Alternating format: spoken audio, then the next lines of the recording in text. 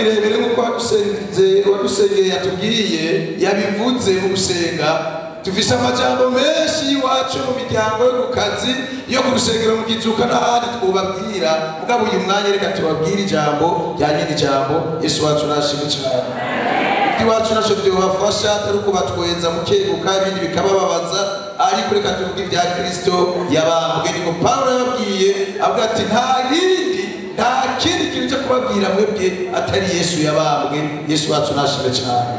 None rero kugira ngo aze kubambwa, reka turabe inzira Yesu yaciyemo, inzira Yesu yaciyemo kugira ngo bidufashe. Ubutumwa bwiza bwa Yohana bwa Luka igice cya 15 turaba imirongo itarenga 3.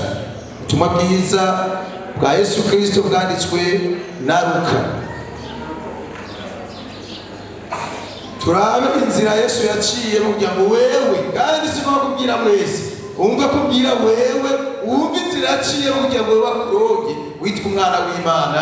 Tugomba rero dusome tugende.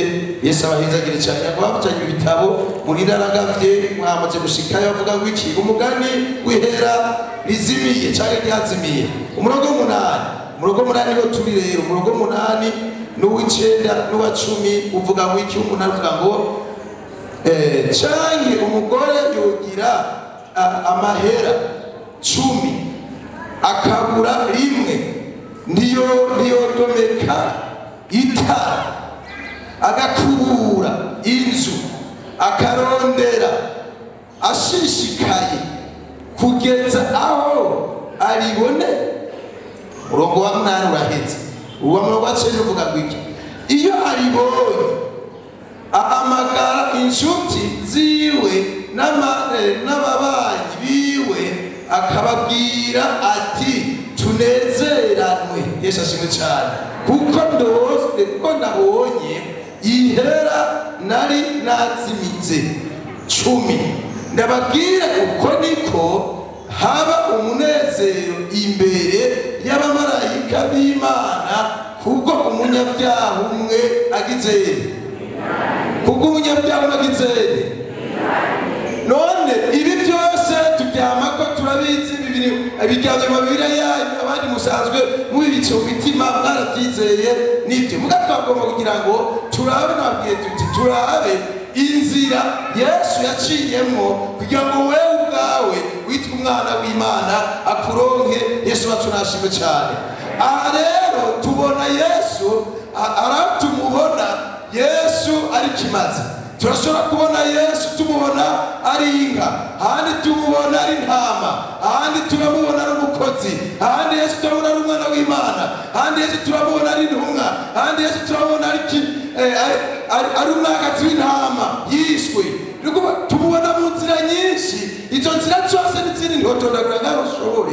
Izo zose n'inzira Yesu yaciyemo kugira ngo umunyabyaha wewe na jewe aturonke, adushikirize ubugingo, haba ngo ubugingo tubashe kwitwa abana b'Imana. Yesu wacu nashimwe cyane. Yihinduye yivuze nk'uyu mugani w'umukecuru cyangwa umugore yari afise amahera 10, amajyanye mu gitondo atuje asanga n'amahera 9. Hanyuma Yesu yigize ko ari we mugore. Ihera naryo ni twebwe abanyabyaha. Yesu ashimwe cyane. Niwumve ko Yesu yakugize ihera, ntiyakugize umwumbati, ntiyakugize iteke, yakugirenze n'ikintu cy'agaciro abantu bagira bakunda. Yesu wacu nashimwe cyane. Akuga tuhihera. None Yesu yaciye ubugandaza abatari baki mwamaze guta amahera kandi ukayatera mu nzu, nawe ukayataye urakubura, sibyo rone.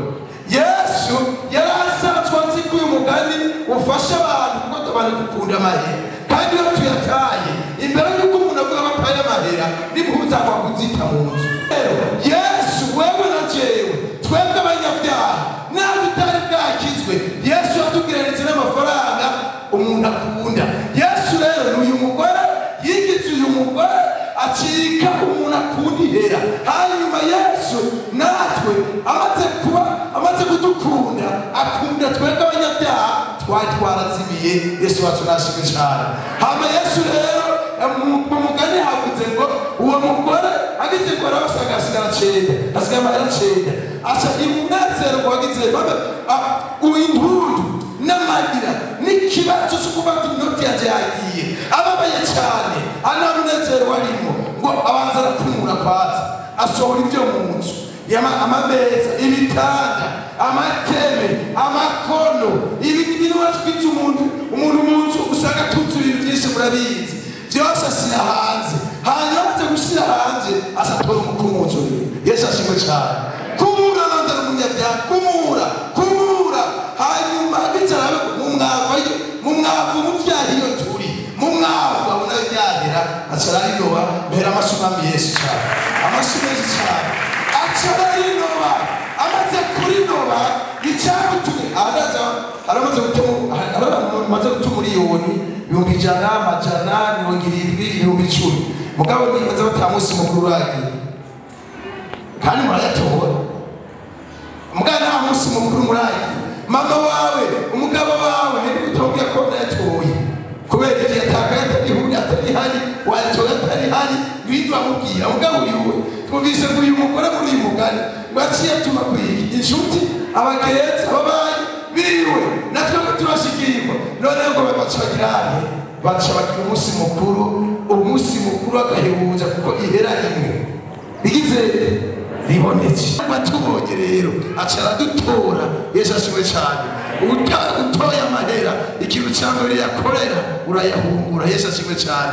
Umuririmbyi rero, umuririmbyi umwe kunda cyane wa 89 avuga k'uyu mugani we yarabonye igikorwa Yesu yakoze, yavuze ngo yarandondiye asa nanizwe n'ibyaha asashyira he ashyira ku bitugu anjana mu rugo, abamarayika biwe baririmbira mu ijuru rwa rukundo rwiwe y'amaraso. Ega narangize haguruke dusenge Imana ukanjanye.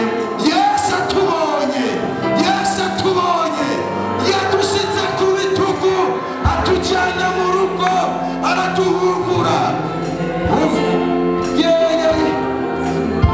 Igichaka babasanze komereza asomotse umuti arabatumururu waje. Yesu ashimwe cyane. Atumururu waje tumura uruwaje ubirizi cyo muri cy'umwami Yesu, ubirizi cyo muri cy'umwami Yesu abushira mu gikaratsa ati umururu waje. Reka twekaze ko Imana arambera sikiyano asenga Imana kugira cyawe nawe wumva kuri hera y'agaciro imbere ya Yesu, iri hera ikomeye imbere y'Imana. Agushyira ku bitugu akujyana mu rugo, agushyira ku bitugu agushikana mu rugo. Umururu waje niwumve ko kanirimo nawe bwa muntu bwajyanye mu rugo ndabivuga ntangaye. None duhutse neza umutima wanje ubereye umunsi nazona umutima ukariwe